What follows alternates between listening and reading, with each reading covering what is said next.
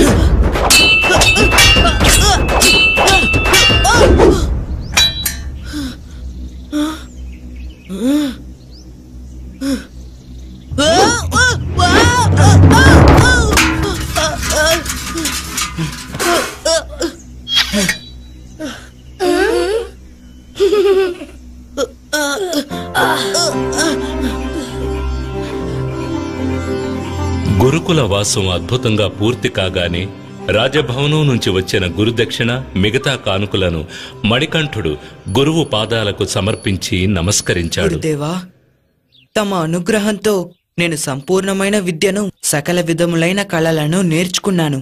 ఈ కానుకలతో పాటు గురుదక్షిణగా మరేదైనా కావాలంటే సెలవీయండి.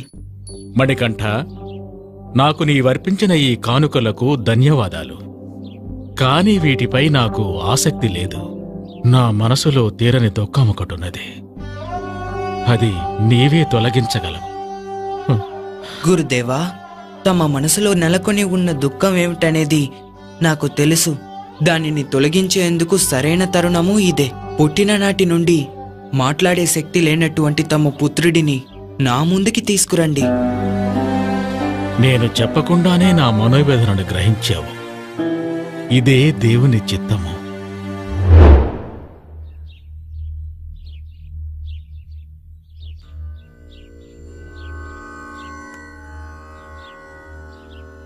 ఓం నమః శివాయ.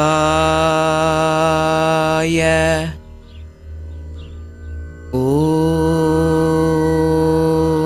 నమో నారాయణాయ. ఏది చెప్పు చూద్దాం. ఓం నమః శివాయ. అంతే, చెప్పు. ఓం నమో నారాయణాయ.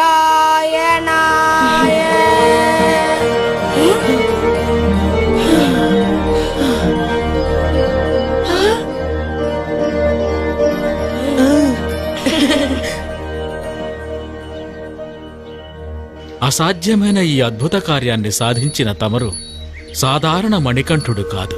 తమరు ఎవరు? తమరు ఎవరు స్వామి? తమ సందేహం సరైనదే గురుదేవా. ఒక అసుర సంహారం గావించి దుష్టులను శిక్షించి ఈ కలియుగాన్ని రక్షించేందుకు నేను అవతరించాను. ఈ రహస్యం తమకు మాత్రమే తెలిసినదిగా ఉండనివ్వండి గురుదేవా. నా అవతార లక్ష్యం ముగిసిన పిదప నా దర్శనానికొచ్చే భక్తులకు ఉత్తరా నక్షత్రంగా నేను దర్శనమిస్తాను. ఇదే నేను తమకు ఇచ్చే గురుదక్షిణ. సెలవు గురుదేవా. గురుకుల వాసం పూర్తి చేసుకుని రాజభవనానికి తిరిగి వచ్చిన మణికంఠునికి ఆనంద బాష్పాలతో మహారాణి స్వాగతం పలికింది.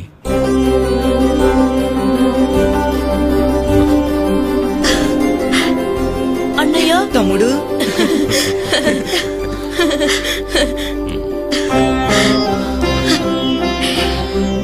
మణికంఠ, నా బిడ్డ ఎంతగా ఎదిగిపోయాడు, ఎంత అందంగా ఉన్నాడు.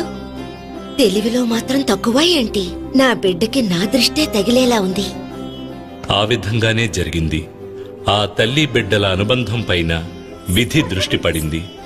కారణం, కోప్పెరుందేవి గర్భాన జన్మించిన కుమారుడు రాజరాజు. అమ్మా,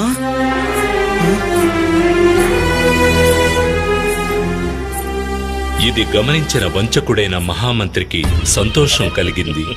కారణం, దుష్టుడైన మహామంత్రి దైవాంశ సంభూతుడైన అయ్యప్పను సమీపించినప్పుడల్లా ఏదో తెలియని భయానికి గురయ్యేవాడు. తాను మహారాజు అయ్యే అవకాశం చేజారిపోయినా మణికంఠుడు మాత్రం సింహాసనాన్ని అధిష్ఠించడానికి వీల్లేదని నిర్ణయించుకున్నాడు.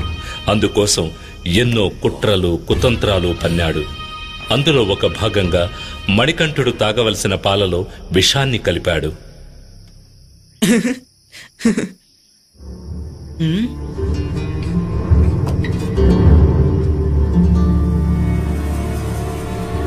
ఆ విషం కలిసిన పాలు తాగిన మణికంఠుడు స్పృహ కోల్పోయాడు.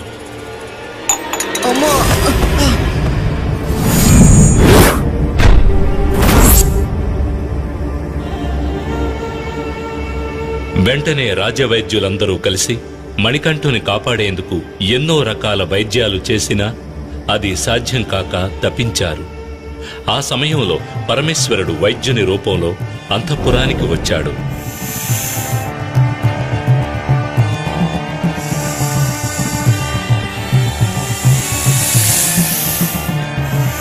మణికంఠుని శరీరంలోని విషాన్ని తన మెడలోని సర్పం ద్వారా బయటకు రప్పించి అతన్ని ఆరోగ్యవంతుణ్ణి చేశాడు.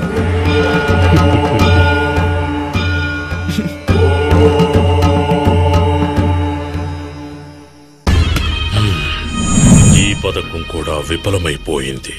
మరో పథకం ఆలోచించాలి. ఇదే సమయంలో రాజశేఖర మహారాజు మణికంఠుని యువరాజ పట్టాభిషేకానికి ఏర్పాటు చేయాలని భావించాడు. సభలోని పెద్దలారా, మేము విశ్రాంతి తీసుకొని కాలము ఆసన్నమైనదని తామెల్లరకూ తెలిసిన విషయమే. కనుక మణికంఠునికి యువరాజుగా పట్టాభిషేకం చేయాలని మేము నిర్ణయించుకున్నాం. అప్పుడే కొంతకాలం తరువాత అతడు మహారాజుగా సింహాసనాన్ని అధిష్ఠించడం ఉచితంగా ఉంటుంది.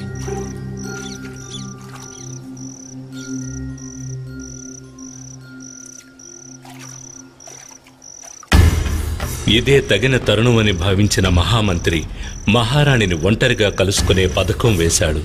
హై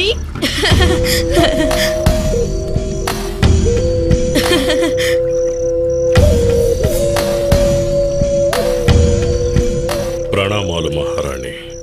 ఏమిటి మంత్రివర్య ఈ సమయంలో? తమ అనుమతి లేకుండా అంతఃపురంలోనికి వచ్చినందుకు క్షమించండి. విషయం చాలా ముఖ్యమైనది. అందుచేతనే ఈ సమయంలో ఇక్కడికి రావాల్సి వచ్చింది. పర్వాలేదు. ఆ విషయం ఏమిటి మంత్రివర్య? కొద్ది కాలంగా తమ మనసును వేధిస్తున్న విషయం గురించి నాకు తెలుసు. ఇక ఈ రాజ్యాన్ని పరిపాలించేందుకు మీకు జన్మించిన కుమారుడే కదా నిజమైన వారసుడు. ఇతడు కాక మరొకరు అధికారం పొందడం ఎలా న్యాయం? జాగ్రత్తగా ఉండండి. నేను వస్తాను మహారాణి. 12 సంవత్సరాలు పెంచిన ప్రేమంతా మాయమైపోగా తన బిడ్డ రాజరాజే సర్వస్వంగా భావించింది మహారాణి కోప్పెరుందేవి. తమ్ముడు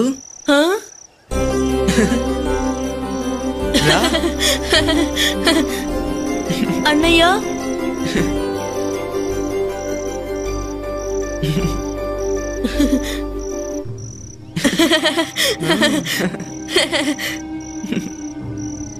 అయ్యప్ప మహారాజైతే ప్రజలు నా గురించి ఏమనుకుంటారు? కన్నబిడ్డ ఉండగా పెంపుడు కొడుకుకి రాజ్యాన్ని కట్టబెట్టిన పాతికి అని ఈసడించుకోరా? ఈ లోకం నన్ను నిందించదా? అవును, దీన్ని ఇలా వదలడానికి వీల్లేదు. నా కొడుకే రాజ్యాన్ని పాలించాలి. ఈ విషయం మహారాజుతో మాట్లాడాలి. తగిన సమయం కోసం ఎదురు చూసిన మహారాణి ఒకనాడు మహారాజుని తన గర్భాన జన్మించని అయ్యప్పకు పట్టాభిషేకం చేయడం న్యాయం కాదని అతనికి బదులుగా తమ పుత్రుడైన రాజరాజుకే యువరాజ పట్టాభిషేకం జరిపించమని కోరింది. ఏమిటి నీ ప్రేలాపన? నీకేమైనా బుద్ధి మందగించినదా? నీ గర్భమును జన్మించకపోయినా మణికంఠుడే ఈ రాజ్యానికి ప్రథమ వారసుడు. అతడు యువరాజు కావడమే న్యాయం. ప్రభు, మహారాణి కోరికను మహారాజు నిరాకరించడంతో మహామంత్రి మహారాణి ఏకమయ్యారు. మణికంఠుని పట్టాభిషేకాన్ని అడ్డుకోవడానికి మహామంత్రి సలహా మేరకు ఒక ప్రమాదకరమైన పనిని అయ్యప్పకు అప్పగించాలని పథకం వేశారు.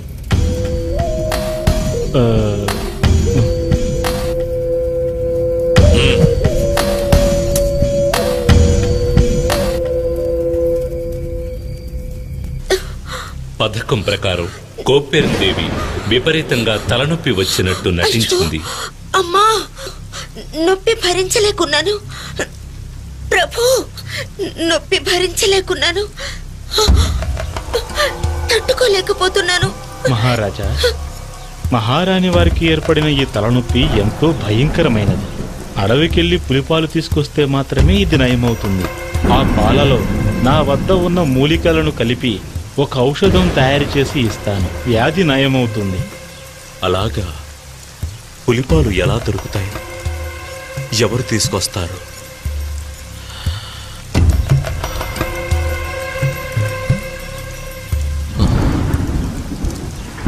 తండ్రి, తల్లిగారి తలనొప్పి పోయేందుకు నేనే అడవికి వెళ్ళి పులిపాలు తీసుకొస్తాను. తండ్రి, ఆలోచించకండి. అడవికి వెళ్లేందుకు నాకు అనుమతినివ్వండి.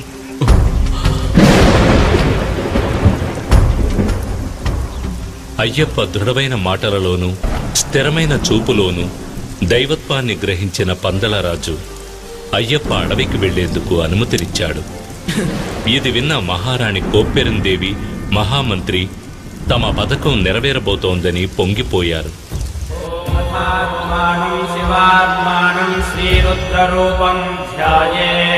శివభక్తుడైన రాజశేఖర మహారాజు అయ్యప్ప బయలుదేరడానికి ముందు ఈశ్వరుని పూజించి 3 కళ్ళ కొబ్బరికాయను దైవప్రసాదంగా అయ్యప్ప తీసుకువెళ్లేందుకు ఇచ్చాడు.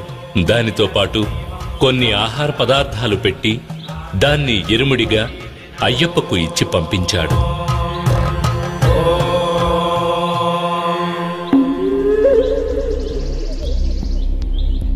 హరిహరసుతుడైన అయ్యప్ప అవతరించింది ఒక అసుర సంహారం కోసమే.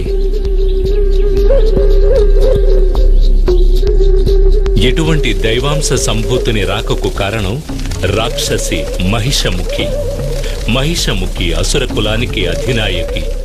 ఆకారంలోనే కాదు, ఆలోచనలలోనూ ఆమె అత్యంత క్రూరురాలు. చూసేవారికి ఒళ్ళు గగురు పొడిచేంత భయంకరంగా ఉండేది.